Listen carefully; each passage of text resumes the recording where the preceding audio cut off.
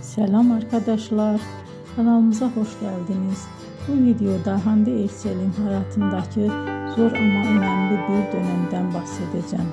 Hande Erçel hayatı boyunca ailesine bağlı biri olarak biliniyor. Özellikle annesi Aylin Erçel onun için büyük bir ilham kaynağıydı.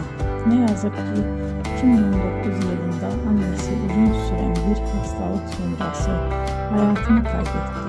Bu olay Hande Erçel'in hayatında derin bir iz bıraktı. Ancak o zor zamanlara rağmen kariyerine devam etti ve çalışmalarına ara vermedi. Aynı yıllarda oyuncu olarak yeni projelerde yer aldı ve izleyicilere güçlü karakterler sunmaya devam etti.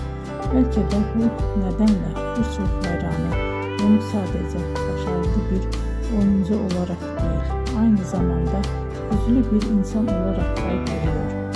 Beni izlediğiniz için teşekkür ederim. Bir sonraki videoda tekrar görüşmek üzere. Hoşça kalın.